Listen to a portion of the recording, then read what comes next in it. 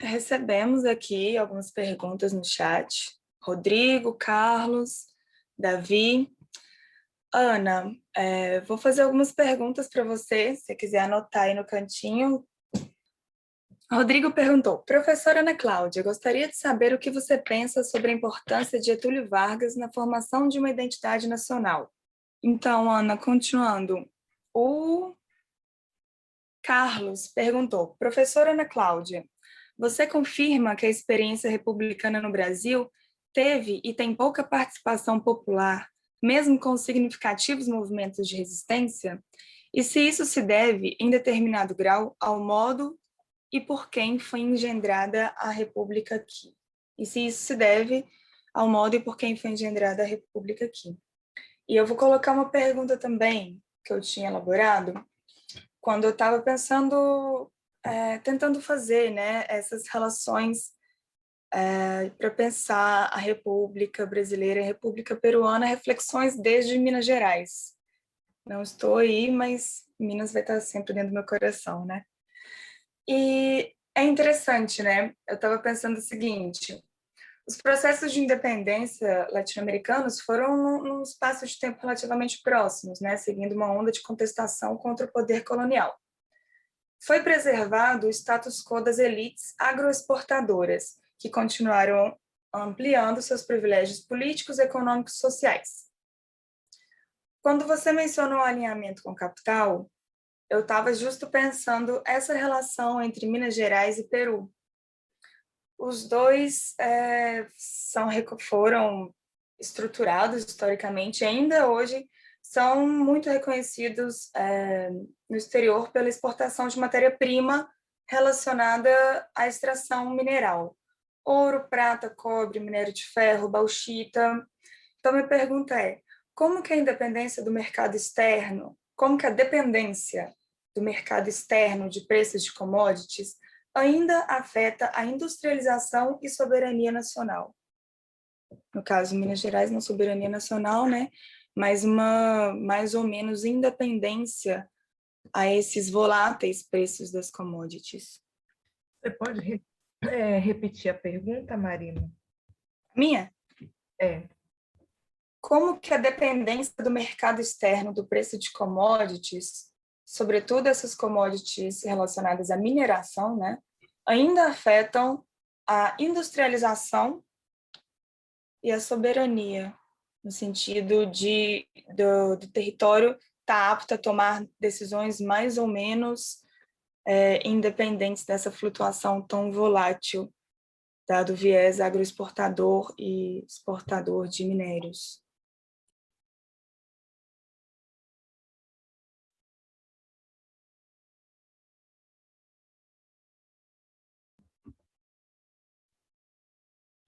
Bom, muito obrigada pelas perguntas. As palestras do professor Alfredo e do professor Jussati me ensinaram muito e questionaram, complementaram, de forma que eu me sinto mais enriquecida depois dessa experiência. Bom, sobre o papel de Getúlio na formação de uma identidade nacional, então, a discussão sobre nação, ela se generaliza na Europa no final do século XIX, né?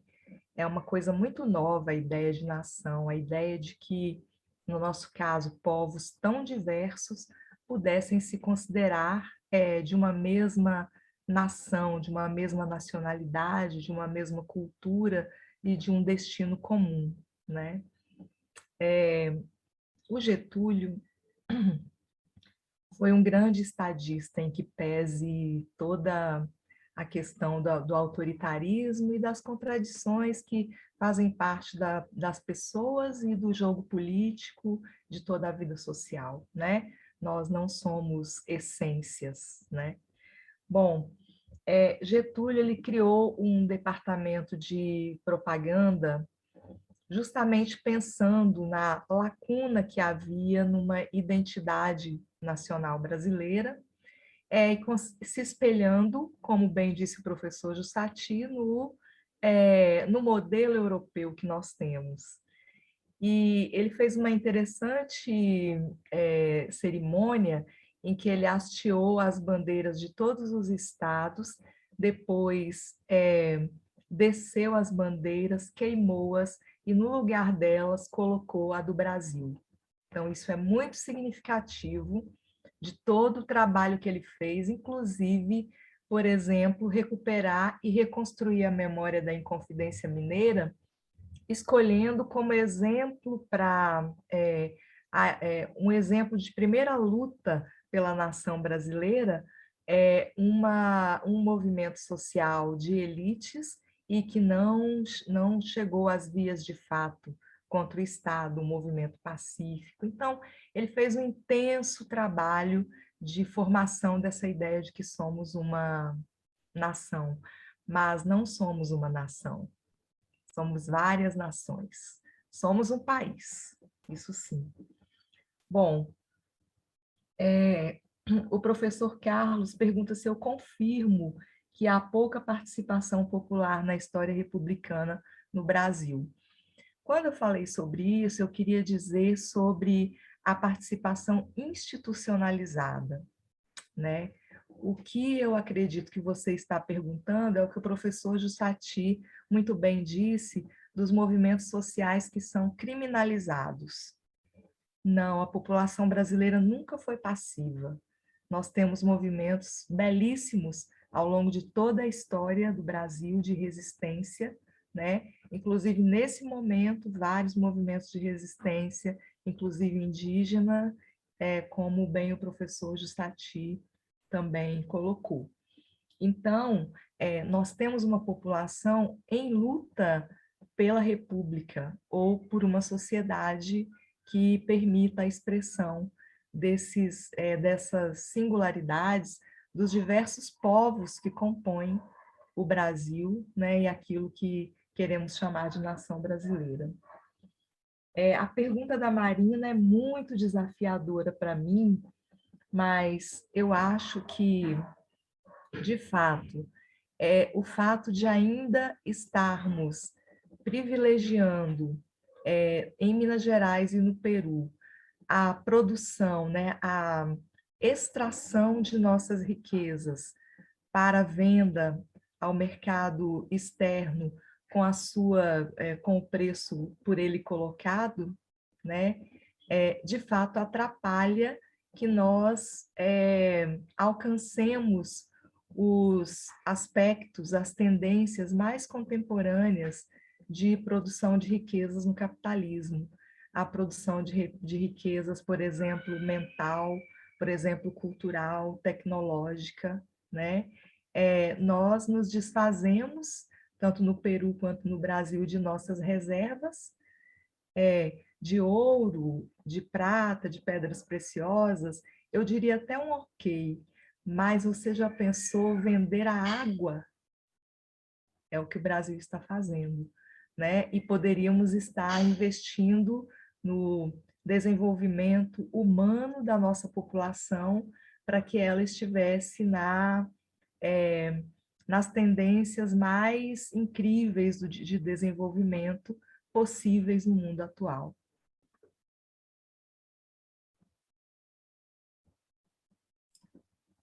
Excelente, concordo completamente, Ana. E são insumos vendidos extremamente baratos, né, a preço de banana, e novamente comprados com o valor agregado desses países industrializados. Bom, professor Alfredo, tem uma questão aqui do Rodrigo. Ele mandou a pergunta de forma mais geral, vou fazer para você, mas Jussati e Ana, obviamente, estão convidadíssimos caso queiram fazer observações. Rodrigo diz: professores, como entendem vocês, na marcha republicana no Brasil ou no Peru, o fato de, no primeiro, né, no Brasil, a independência ter sido através de uma continuidade do Império Português, mas sob o formato de um Império Brasileiro. Já no Peru, através do afastamento do jugo espanhol ter se dado através de guerras de independência. Então, existe essa diferença, né, entre as trajetórias republicanas. E Carlos pergunta: professor Alfredo, é possível uma experiência republicana no capitalismo? Acredito que seja uma pergunta, né, Carlos? Mas é possível a sobrevivência... Não, é uma afirmação. É possível uma experiência republicana no capitalismo, mas é possível a sobrevivência da democracia no capitalismo? Ou seja, o capitalismo não tem, em si mesmo, a semente da desigualdade? As práticas dos povos indígenas e dos camponeses no Peru e as práticas do MST no Brasil podem promover uma nova arquitetura includente, horizontalizada e participativa? E eu também tenho uma questão, que é o seguinte: como a gente viu, existe um delay, né, entre o estabelecimento de proclamação de uma república e um longo caminho, como o Rodrigo colocou, até, de fato, podermos instalarmos um Estado democrático de direito com ampla participação popular, bem institucionalizado. E é bem parecido com a pergunta do Rodrigo, na verdade. A minha questão vai um pouco além. Por que, Alfredo, na sua percepção, que os dois estados, tanto o Peru quanto o Brasil, atualmente vivem situações similares de falta de representação popular e toda a crise institucional e partidária que a gente vê? E se isso pode ter sido causado em algum momento nesse itinerário, mesmo observando que, no caso peruano, as lutas por independência foram, de fato, lutas armadas, e, no caso brasileiro, a República foi proclamada através de um arranjo militar.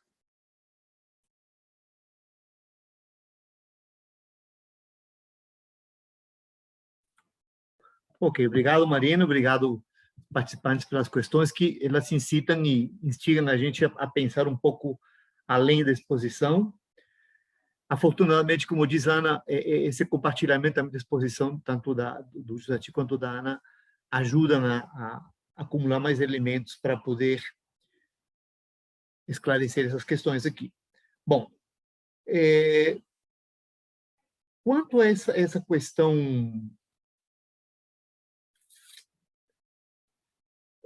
geral que o Rodrigo faz, eu acho que, assim, evidentemente que Peru e Brasil tiveram processos muito singulares em termos das lutas pela independência e pela Constituição da República, dado ao fato de que as formações, em sentido, digamos, característico da organização administrativa de Portugal e Espanha foram diferentes, né? Houve muita diferença em termos da maneira como se instaurou. E, além disso, houve diferenças na forma como se estrutura a segmentação e a distinção social. Então, por exemplo, no caso de Portugal, basicamente, embora tenha sido legalizada uma situação de vice-reinado no Brasil, ela não se consolida. Na verdade, o Brasil não tem um vice-reinado tal como teve no Peru, por exemplo, o mesmo no México e na Nova Granada depois. Ou seja, a relação do poder, ainda que de maneira similar, cobria todos os âmbitos da relação social, ela tinha uma maneira diferente de acontecer, né? E, por outro lado, nessa perspectiva, o caráter de distinção que se estabelece, ainda que mantenha esse substrato de colonialidade, ou seja, de uma distinção a partir do conceito de raça, de um padrão de distinção fundamentado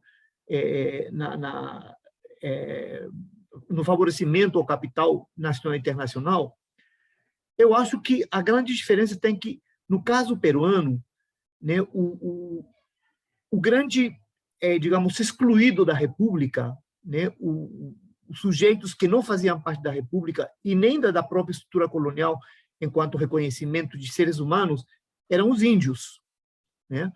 Então, eles eram reconhecidos como parte produtora, né, parte responsável pela produção, pela servidão e tudo mais, mas eles não eram conhecidos enquanto sujeitos que tivessem qualquer direito.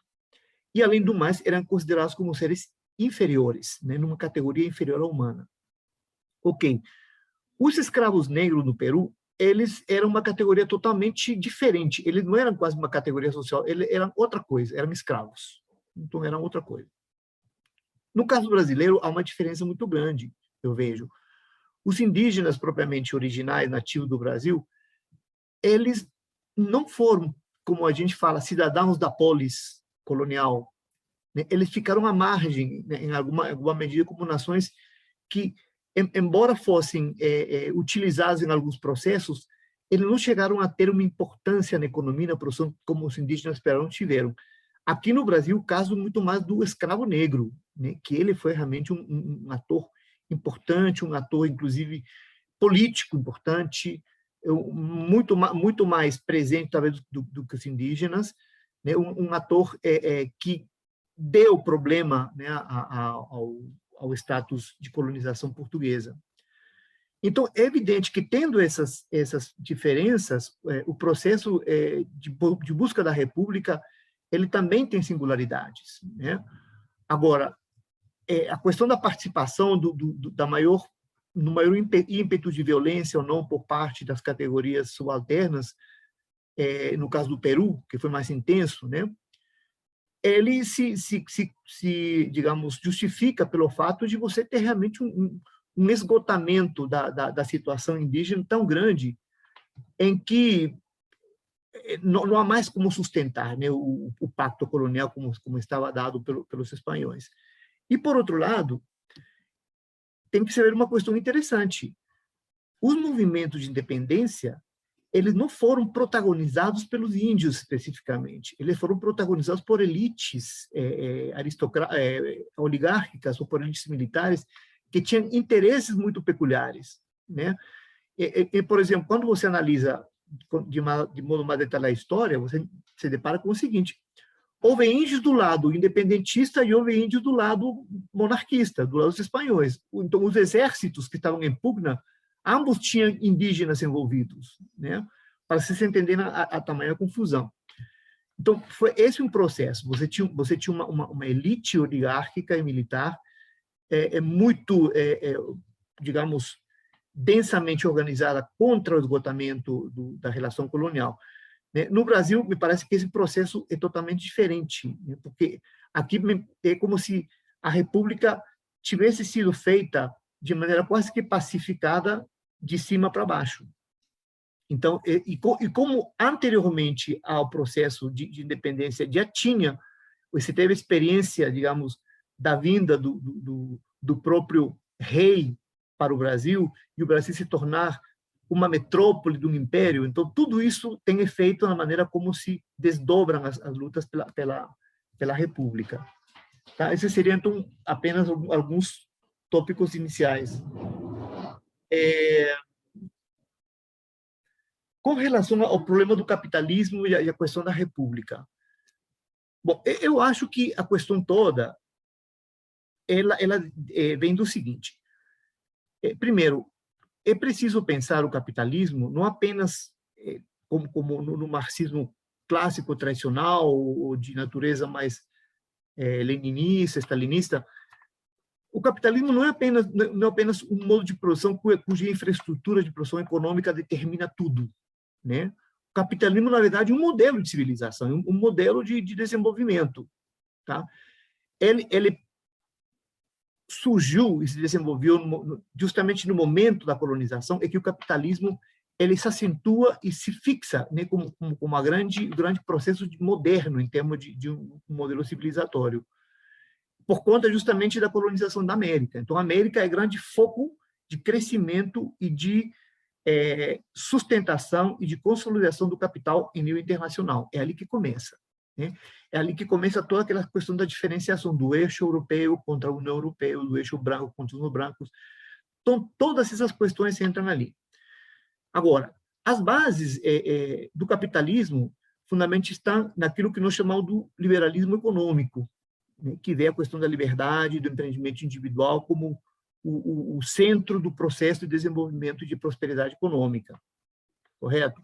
Mas, ao lado do liberalismo econômico, vem o liberalismo político, que nas suas versões mais originais, né, e mais clássicas, ele tem um intuito justamente de estabelecer limites, né, a um avanço voraz da busca do lucro e do enriquecimento pela via da total liberalização do mercado. Então, esse processo, esse crescimento do liberalismo político, é que, a meu ver, estabelece certos limites, né, a esse desmando, digamos, do princípio capitalista de lucro e de diferenciação social. Por quê? Pela questão, justamente, na decorrência da liberdade individual, da liberdade, as diferenças, da própria questão do estabelecimento de fóruns políticos participativos, que depois vai decorrer na própria democracia liberal.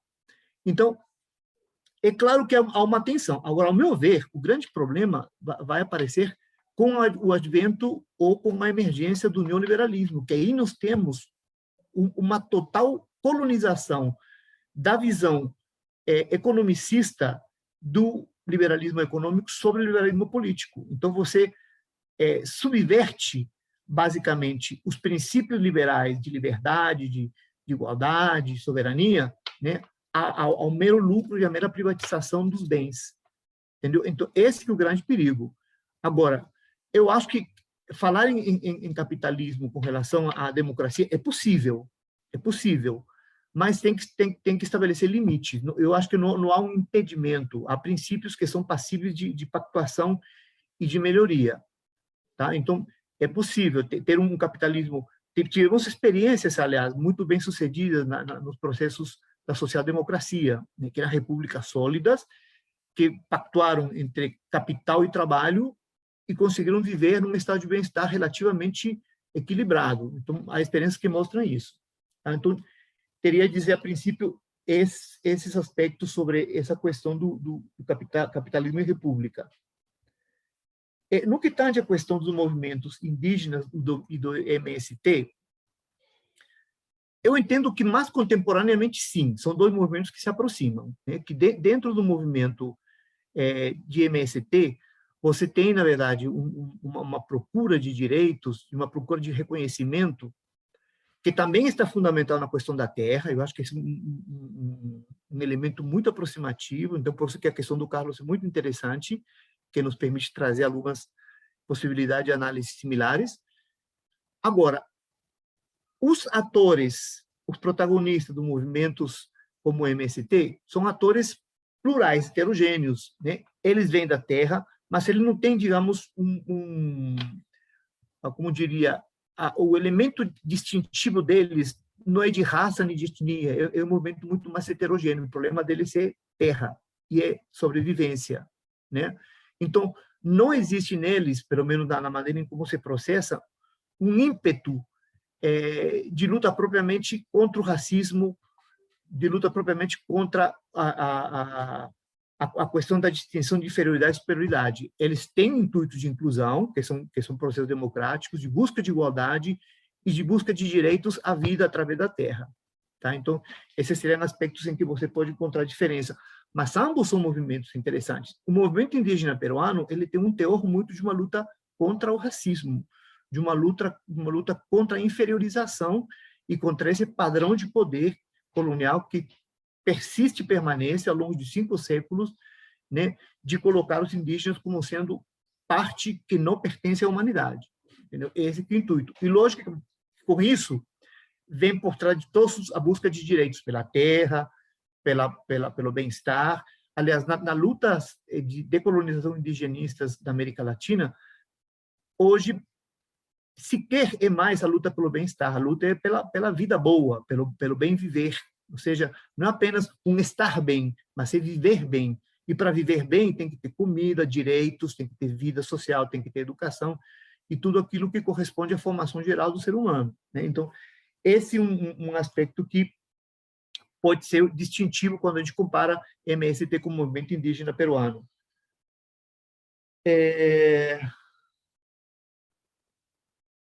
A última questão, eu não sei se anotei aqui direito, comparando o Peru e o Brasil, é sobre a questão da crise de representação. Você pode repetir para mim, Marina, essa última questão do Rodrigo? Eu perdi um aspecto aqui.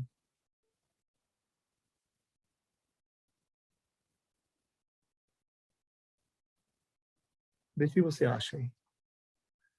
A última Achei. pergunta do Rodrigo. Achou? Na verdade, a última pergunta do Rodrigo, eu até peço desculpa porque eu juntei com a minha, na verdade.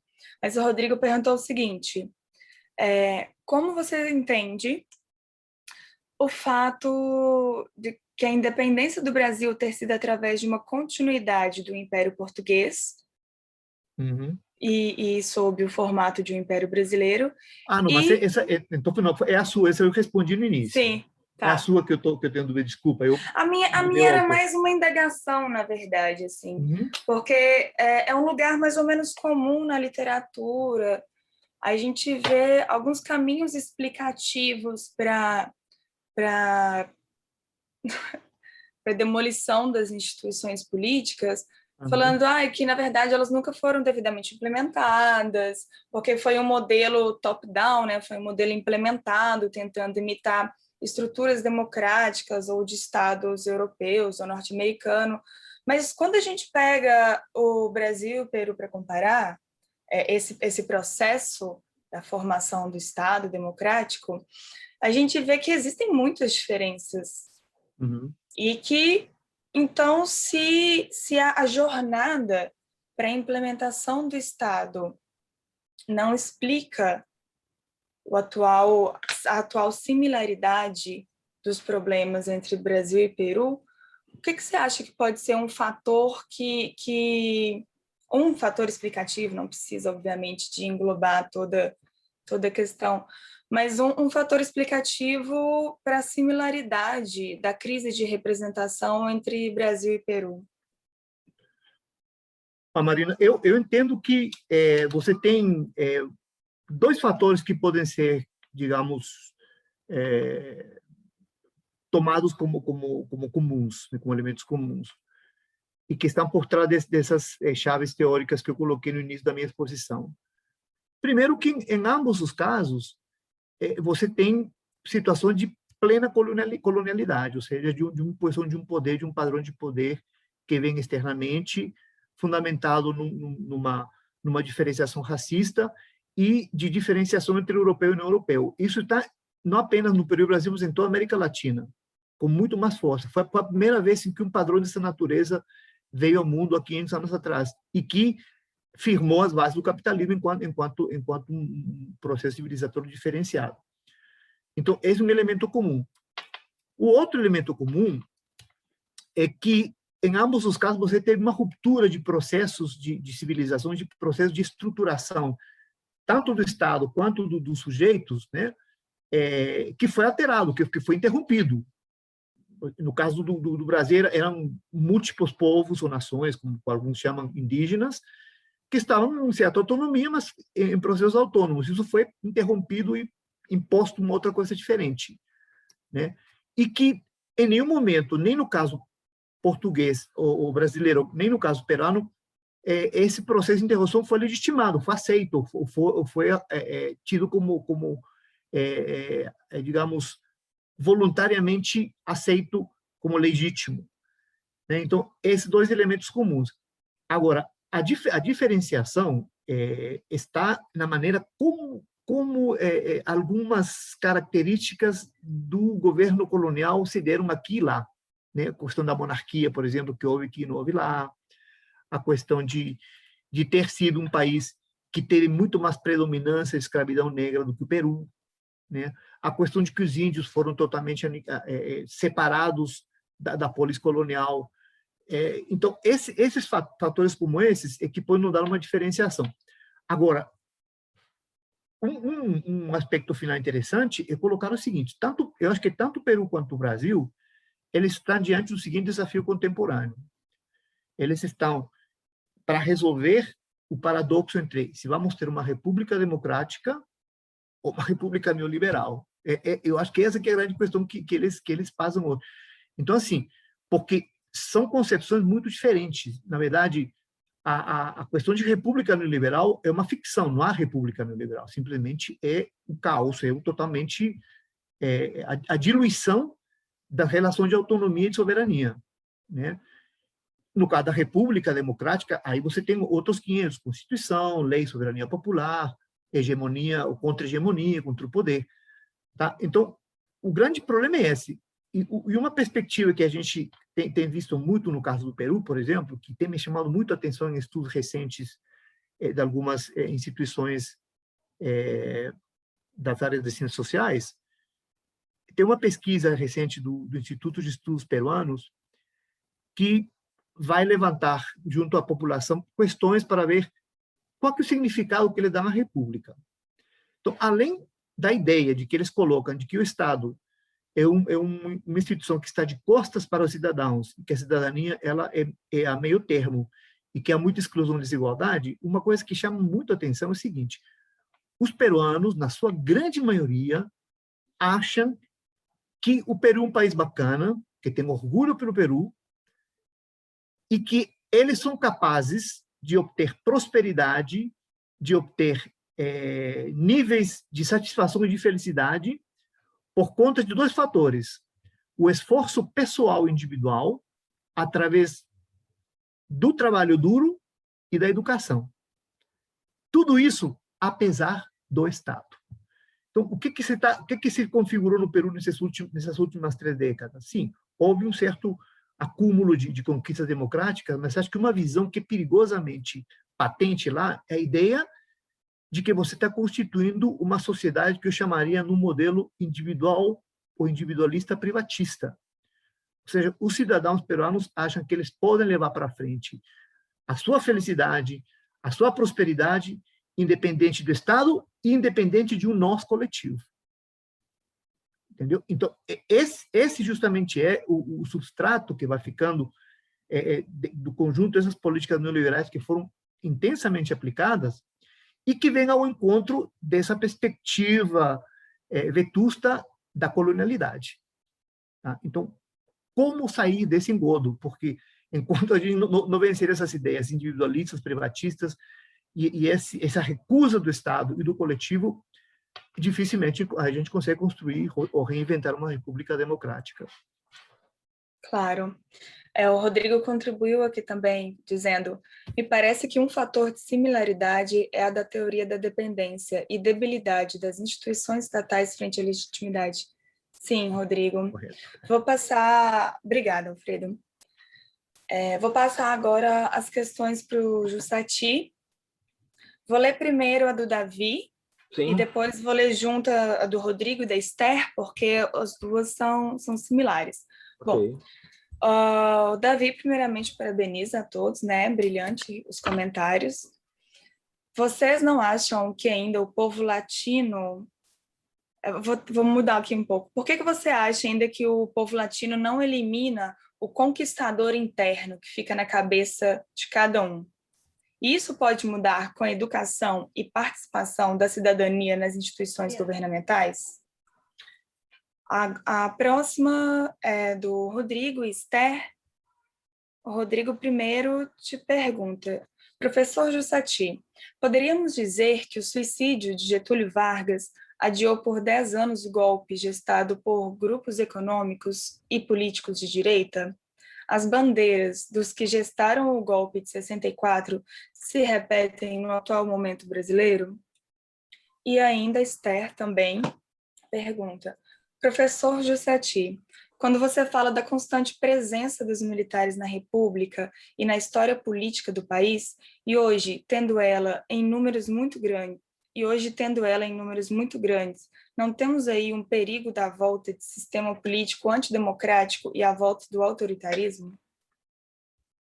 Perfeito. Bom, primeiro, eu acho que o Alfredo também vai concordar comigo, né? A professora Ana Cláudia também. As perguntas dirigidas a nós, eu não tenho a pretensão de respondê-las como se fosse uma verdade, né? Na verdade, são reflexões, né? Eu acho que são problemas que a gente pode até pensar em desenvolver uma pesquisa, né? ou uma leitura para tentar compreender. Então, assim, uma proposta de reflexão. Então, não quero ser pretensioso em dar uma resposta definitiva, claro. Eu queria dizer o seguinte, essa questão do latino eliminar esse papel do conquistador, vamos falar do caso brasileiro. No caso brasileiro, na construção da identidade brasileira, nós temos um problema vinculado a esse passado colonial e à aristocracia. Então, quer dizer, o Brasil tem essa estrutura social que nós, de alguma maneira, na nossa cultura social, a gente tem o desejo de pertencer à corte. Aí traduzimos, né, a corte hoje como, por exemplo, né, os quadros funcionais do serviço público, ou mesmo do judiciário, sobretudo, né? Sobretudo do judiciário e do legislativo. A carreira militar, enfim, esses órgãos governamentais, eles constituem uma certa casta, vamos dizer assim. E eu não estou falando aqui do funcionalismo público, não, estou me referindo a alguns segmentos em que, porque hoje há um ataque ao funcionalismo público justamente por causa de uma visão meio distorcida que circula sobre essa questão política hoje, né, e funcionalismo. Mas eu acho que há um problema no Brasil que que sempre existiu, que é a nossa, muita gente chama de cultura, vamos dizer assim, de vira-lata, né? Vários sociólogos já abordaram isso, né? O Sérgio Buarque de Holanda, o Roberto da Mata. Nós temos um problema sério no estudo, é que a gente acha que o que é estrangeiro é melhor, né? É diferente, é mais sofisticado, mas, ao mesmo tempo, a gente não discute no Brasil os problemas do Brasil. E aí, respondendo já a questão, eu vou voltar nessa questão, a questão dos militares. Por que há um perigo se pergunta se há um perigo de uma militarização? Eu acho que não há um perigo de uma militarização, nesse aspecto mais clássico, nos moldes de 64. Há um perigo da diminuição ou cerceamento dos direitos democráticos.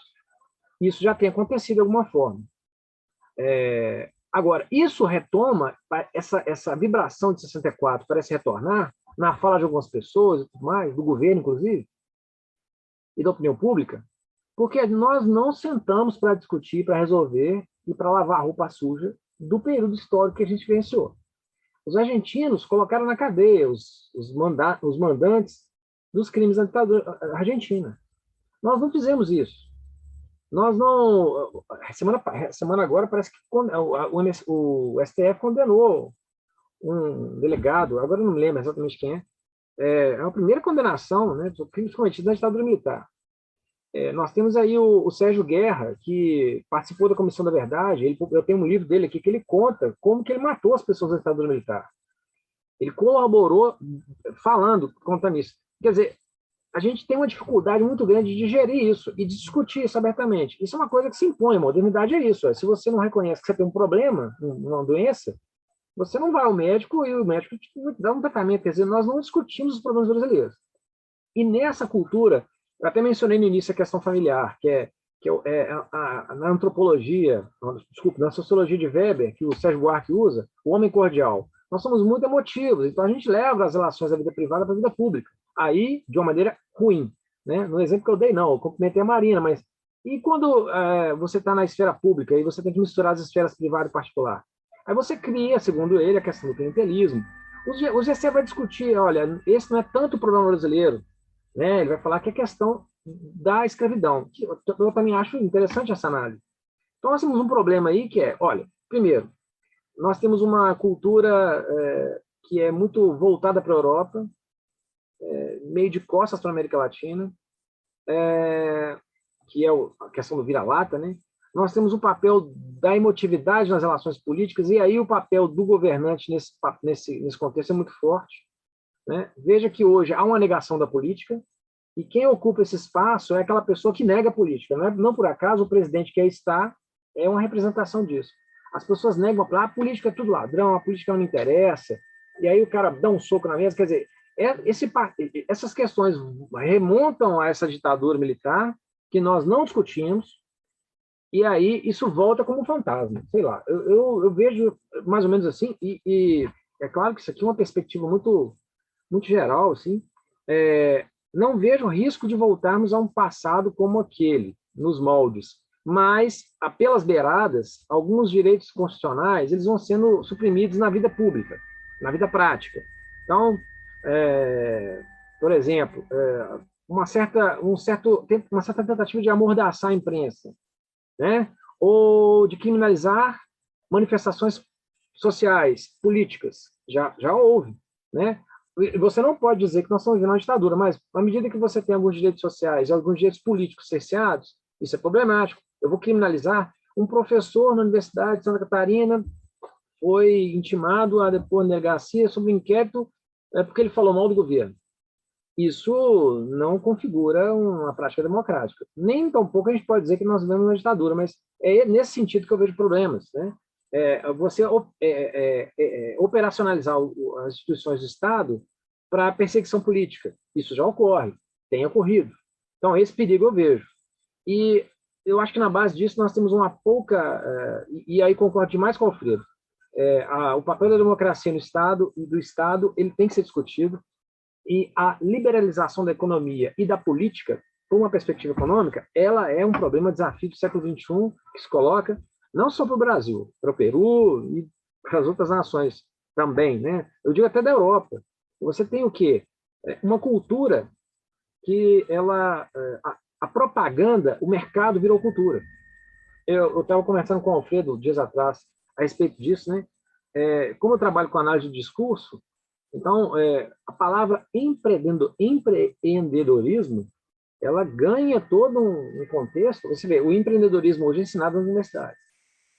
Eu faço uma crítica aqui, me perdoem aqueles que lecionam, mas é uma disciplina esvaziada de teoria. Ela não tem teoria, é fraca, é pragmática. Não que ela não seja importante. O empreendedorismo, empreender na sociedade capitalista é importante. Mas você colocar isso como uma cultura é complicado, porque você tem um individualismo por trás disso, né? Ao ponto de, um dia desse, eu estar andando em Belo Horizonte, para o carro no sinal, vem um cara vender um ambulante, certo? Ele colocou uma faixa, me ajude a ser um empreendedor, e o cara estava muito bem vestido. Então, assim, toda uma indumentária, assim, um discurso que caminha com essa perspectiva mais cultural que se coloca, de transformar isso num glamour, numa ética, né? Eu vejo isso um processo de construção que não é de hoje, né? Os think tanks norte-americanos, as fundações norte-americanas desenvolveram isso muito no Brasil desde o final do século XX e com maior volume de recursos agora no Brasil, visto que o MBL ganhou muito dinheiro com isso e participativamente, inclusive, do impeachment da Dilma Rousseff. Com relação, aí eu volto agora lá no Getúlio, respondendo a pergunta. O Getúlio, suicídio. A tentativa de golpe com o Getúlio se deu durante todo o processo político que ele protagonizou.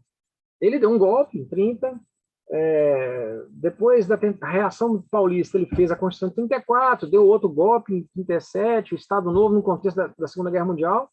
Terminando a guerra, ele é deposto.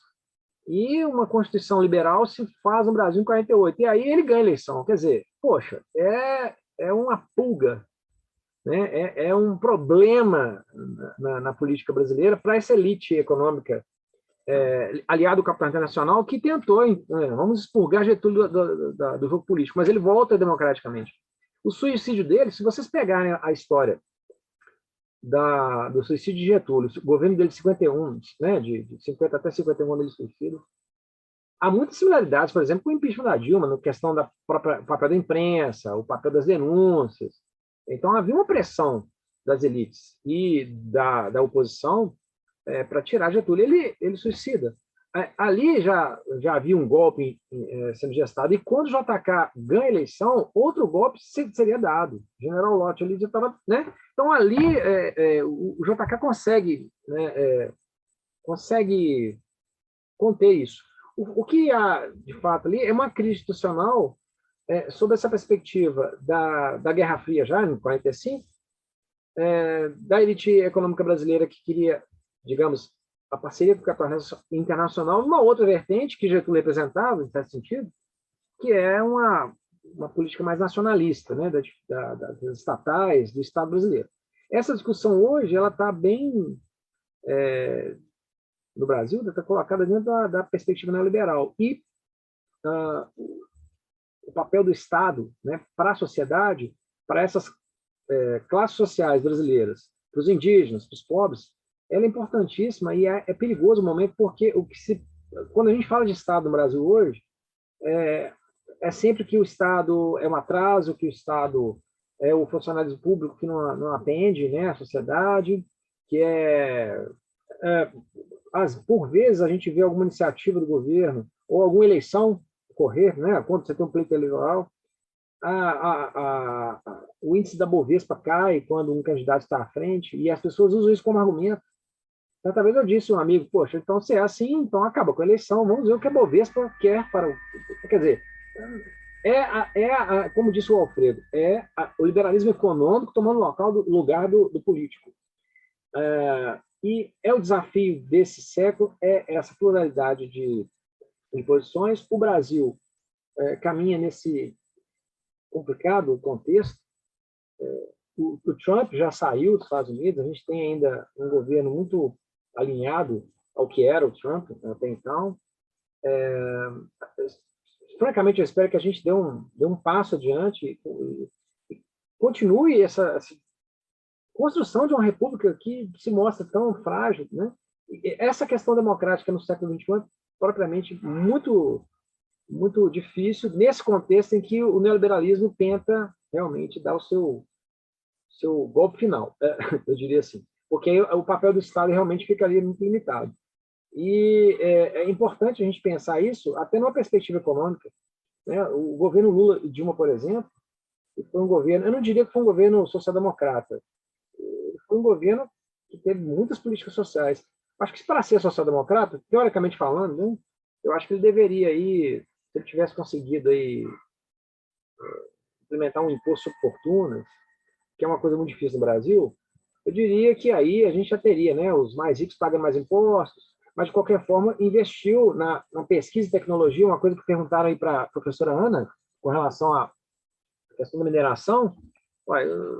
A nossa mudança de patamar se dá muito por desenvolvimento de pesquisa e tecnologia dentro do país para a gente sair da condição de vendedor de commodities para produtor de tecnologia.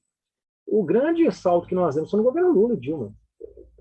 Quer queiram os que não acreditam, mas, poxa, o maior investimento em abertura de universidades públicas e financiamento de faculdades privadas foi nessa época. E isso agora praticamente diminuiu quase nada, né? Nós temos um problema agora, até para as vacinas, os institutos de pesquisa que poderiam fazer isso tiveram corte de verbas. Então, falta pensar o Brasil. E, nesse contexto, né, uma elite que pensa o Brasil, o brasileiro tem essa questão, né, de ser emotivo, no sentido de ser, nas categorias de Weber, agir por tradição ou por emoção, e menos por valores morais ou por uma ação voltada para fim, que seria a ação racional. Nós ainda votamos naquele que nos causa alguma simpatia, e isso é muito variável. O Lula, por exemplo, ele tem uma facilidade muito grande de circular nesse meio, porque ele tem essa capacidade de ler, quer queiram os que não gostam, né? Ele lê muito bem essa sociologia brasileira, ele sabe se comportar muito bem nisso.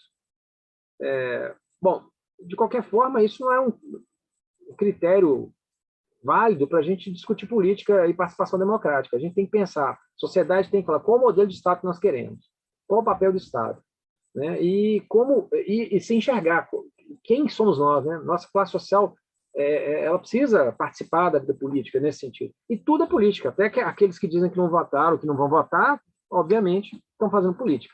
Então, são desafios que a gente tem. O caso peruano, eu acho que nesse aspecto, a participação do indígena lá, essa descoberta da identidade, me parece uma vantagem do Peru em relação ao Brasil. Eu acho que ainda que com as dificuldades que todos nós, né, todos os dois países têm, eu acho que essa questão identitária para eles é muito mais forte, né, porque quando o presidente... No Brasil já foi, na época que o Lula ganhou, eu acho que eu senti um pouco isso, né? A ideia, o discurso que circulava é de que o operário chegou ao poder. Então, o brasileiro se sentiu, em grande medida, representado nesse ponto. Isso eu acho legal, né? O Roberto Amata diz isso, né? Num discurso político, numa campanha política, quando um político quer ganhar a eleição, ele tem que falar assim, eu falo em nome dos que passaram fome. O Lula não tem uma vantagem, ele passou fome, ele não precisa dramatizar isso, ele é o drama próprio. Isso não tem como tirar, né? E isso é uma vantagem no sentido em que você precisa dramatizar o discurso que é o discurso político eleitoral, não o discurso político teórico, assim. Então, o brasileiro tem muito disso. A gente não tem uma ação racional, digamos assim, voltada para um fim. A gente age muito mais por emoção. E as pessoas têm raiva da política, e essas pessoas que, em alguns momentos, se dizem antipolíticos, ainda que isso não seja verdade, porque isso é uma, é uma postura política, essas pessoas ganham um destaque. Enfim, é um desafio, são reflexões, né? Longe de querer dar respostas aqui, mas espero ter atendido as expectativas. Enfim, obrigado, viu, pela participação, pela pergunta. Total. Obrigada, professor. Vou fazer um comentário rápido agora e passo a palavra para vocês fazerem algumas considerações finais, pode ser? Porque a gente não tem mais perguntas no chat, já tem um tempo que a gente está discutindo também. Não sei como que vocês estão. Bom, os desafios, como o professor Gisati colocou, eles estão vindo de todos os lugares, né? As questões da América Latina, sim, estão cada vez mais complexas. Peru e Brasil foram os países que proporcionalmente mais tiveram mortes por Covid, assim, dentro da América do Sul, né? E por vários fatores, mas, assim, isso deixa bem claro para mais do que uma desorganização e falha das instituições. A gente teve governos que deliberadamente quiseram essas baixas, sobretudo aqui no Brasil de Bolsonaro, essas baixas não foram meros acidentes, meros acasos, né? Temos correntemente uma política de governo de extermínio há muito tempo. E um perigo também sempre iminente, né? Aparentemente nas eleições peruanas é a Keiko Fujimori, que acabou de perder sua terceira eleição, a primeira contra o Mala, depois Kuczynski e agora contra o Pedro Castillo. Ela tá sempre perdendo, mas ela está sempre muito perto, extremamente perto. As eleições extremamente acirradas que deixam sempre uma bandeira vermelha ali de atenção que a gente tem que observar. Bom, eu queria que vocês compartilhassem então, quais são os desafios e prioridades que temos para uma agenda de não só desenvolvimento industrial, obviamente, mas um desenvolvimento humano e cidadão no Brasil, no Peru e na América Latina, de forma geral? Como é a agenda? Vocês podem falar em qualquer ordem. Vamos fazer um espaço mais livre.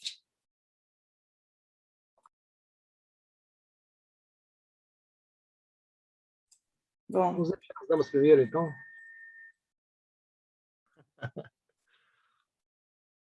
Ana Cláudia, vai lá.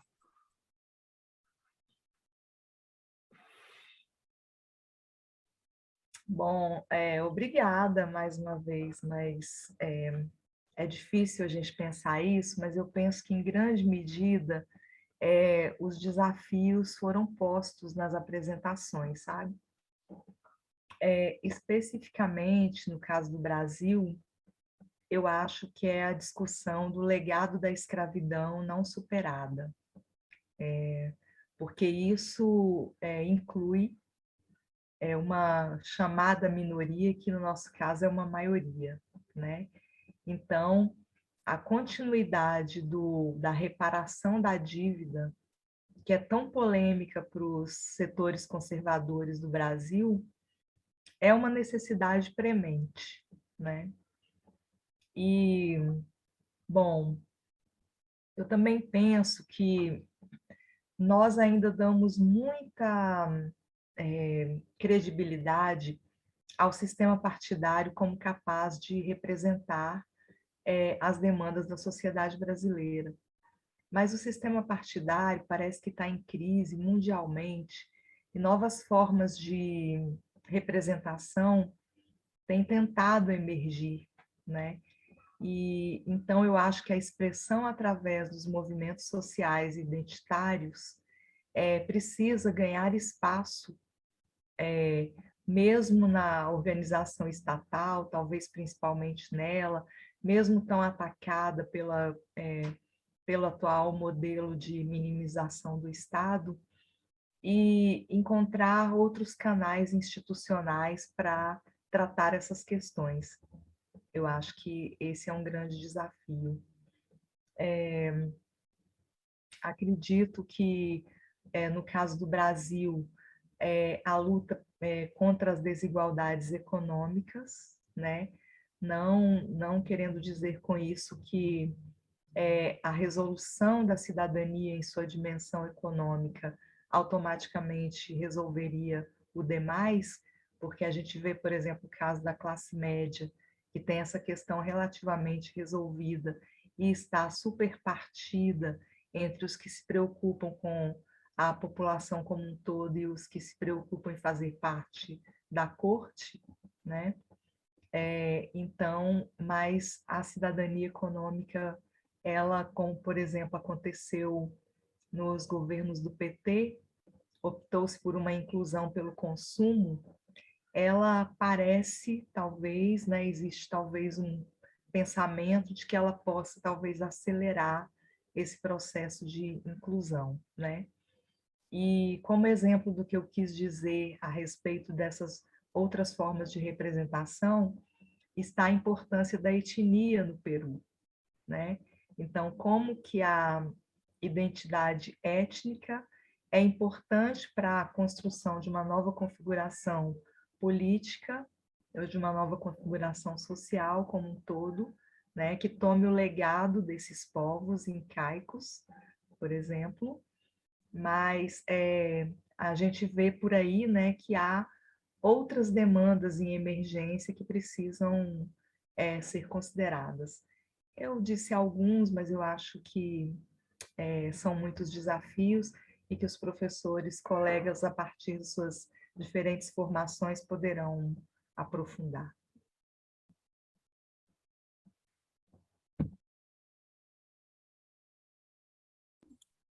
Bom, deixa eu seguir a ordem, então, que nós fizemos uma exposição.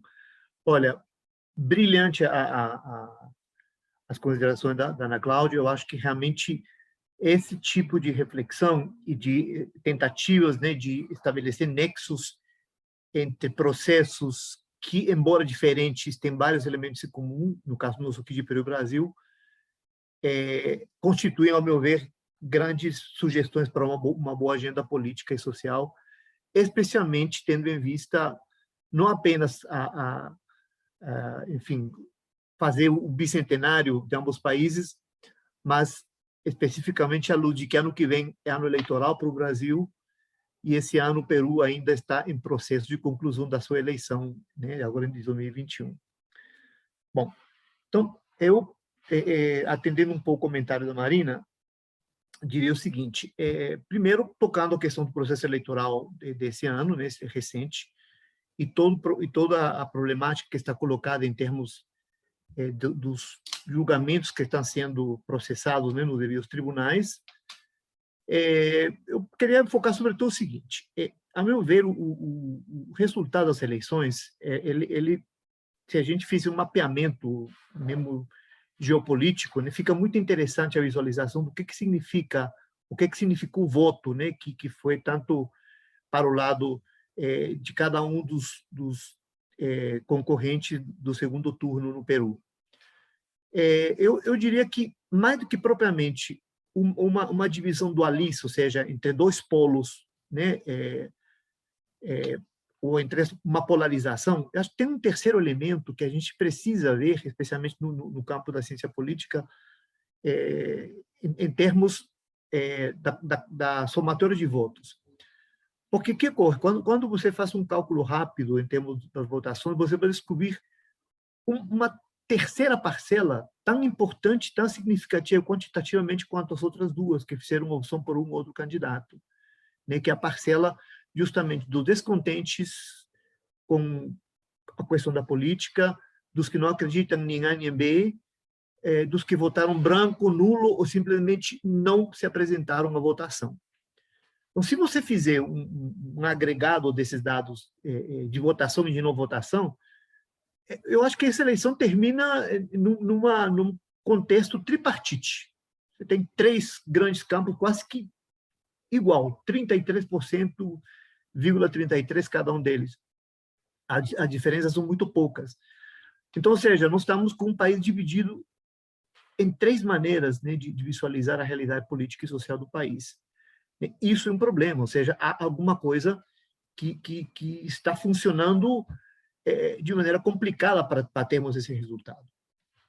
Bom, um problema que decorre desse mapeamento, digamos, de dados, é o fato de que você tem, do ponto de vista desse terço de eleitores que não votaram ou votaram em branco ou nulo, é um terço de eleitores que assume ou revela um fortíssimo ímpeto de desconfiança nas instituições políticas, de total descrédito do sistema político, do regime político, né? E aquilo que o Justati tocou de maneira importante, um desprezo pela política como sendo algo que não vale mais a pena, né? E isso está também de acordo com aquela visão que estava colocando do peruano, que acha que o sucesso e o bem-estar dele se dá pela via individual, privatista, e não com a ajuda do Estado ou de qualquer outra pessoa, a não ser a família. Então, esse personalismo, familismo que está influenciando é perigoso, porque a negação da política envolve uma negação do processo de mudança, uma negação do processo de restabelecimento de relações. Então, você neutraliza as pessoas, né?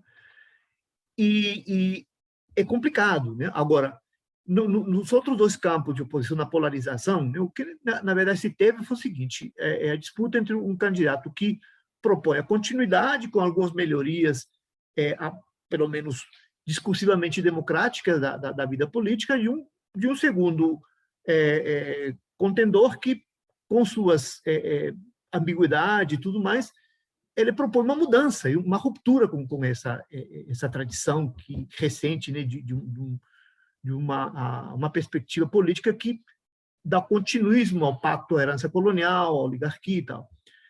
Então, há uma pugna ali, mas está indefinido, a diferença é muito pouco, então é perigoso. Para quem quer que ganhe esse processo, vai ter uma dificuldade enorme de governar, né?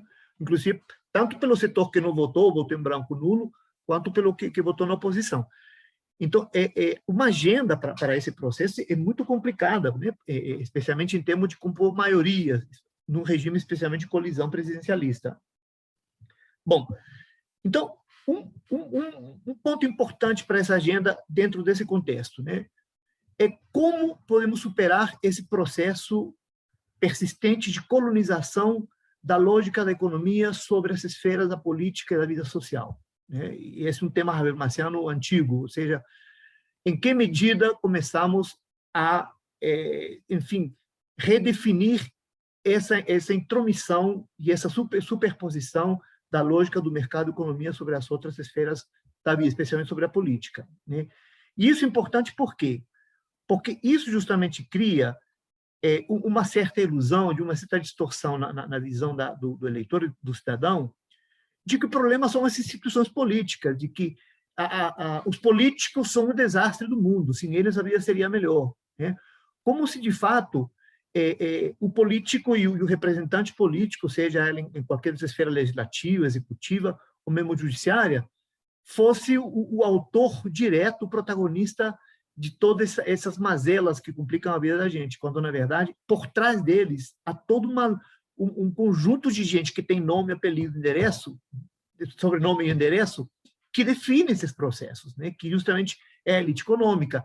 E ela, nesse processo, fica praticamente isenta de culpa. Então, ninguém culpa os empresários, a culpa é dos políticos, é do Estado, é do Congresso, é do Judiciário, né? Mas eu estava ouvindo um debate recente, uma entrevista recente com um intelectual peruano, sobre um aspecto que me chamou muito a atenção. Ele falou o seguinte, que nessa alta e nesse modismo do problema dos estados da América Latina, que estão atravessados pelo problema da corrupção, das redes de corrupção, né, que virou o grande ponto de pesquisa e de interesse, né, como que a corrupção está tão embreada nas veias, né, do poder político e das instituições. Ele diz o seguinte, que é curioso, porque parece que esses atores, né, que trabalham, que protagonizam a corrupção, eles agem dentro de uma lógica, digamos, de regras que não estão escritas. Eles estão legitimando entre eles um procedimento de ações dentro de regras não escritas. Isso implica o quê? Que Constituição e que processos legais, eles ficam à margem de tudo, isso não vale, eles agem por outras regras, né? Então, a corrupção envolve isso. E isso, simplesmente, tem um efeito terrível na democracia, porque você deslegitima a questão da força da lei, né? E do governo das leis e não dos homens. Então, isso envolve um retrocesso para aquela coisa de voltar para o governo dos homens. Então, vale aquilo que eu digo, acredito, não o que está escrito na lei. Tá? E digo isso a propósito do seguinte: uma das questões que tem se colocado de maneira muito candente no debate político nas eleições peruanas é a questão de instituir uma nova Constituição nacional, né? A última Constituição que foi feita e reformada e deformada em 92, 93, pelo Fujimori, ela realmente é estapafúrdia. Isso realmente implica um papel, um documento que acabou favorecendo de maneira muito direta e muito cínica determinados grupos.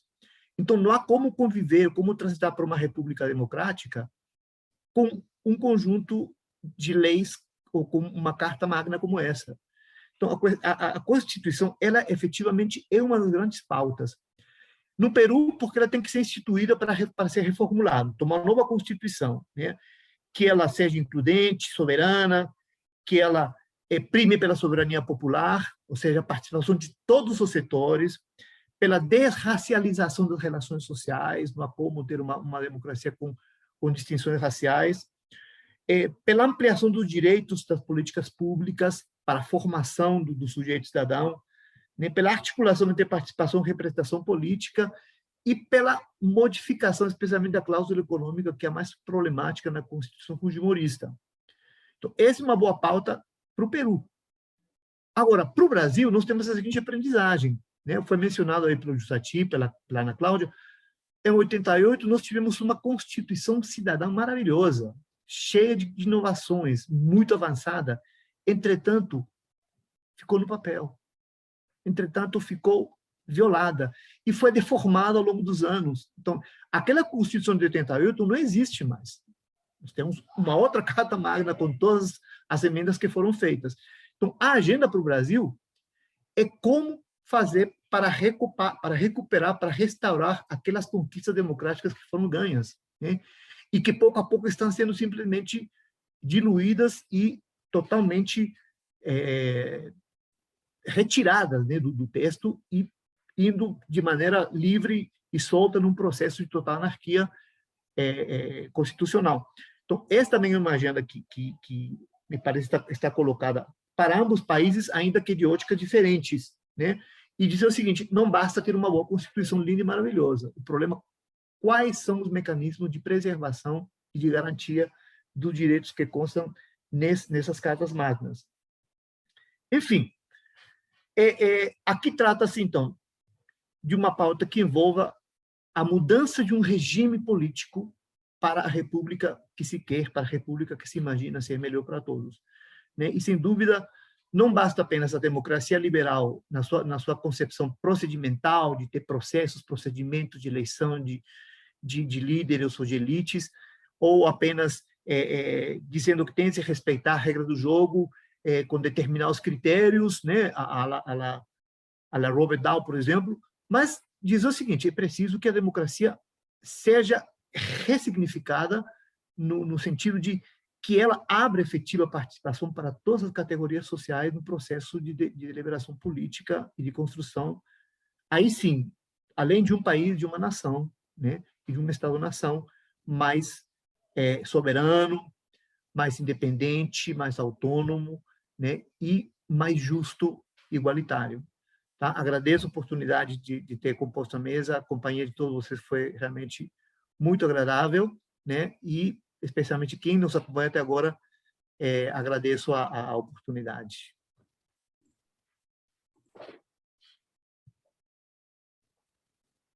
Bom, gente, eu acho que a gente já se estendeu demais. Eu reforço a fala do Alfredo, da Ana Cláudia, nos aspectos abordados. Eu só acrescentaria uma questão importante, assim, para a consolidação dessa democracia e, sobretudo no caso brasileiro, dos ideais estabelecidos pela Constituição de 88, que, como o Alfredo bem disse, já foram bastante dilapidados, né, um tempo para cá. Precisamos estabelecer algumas conquistas. Sim, são fatores que vão garantir a cidadania, que é condição fundamental para que a gente tenha uma democracia sólida. A questão ambiental, ela é uma questão importante para essa pauta também.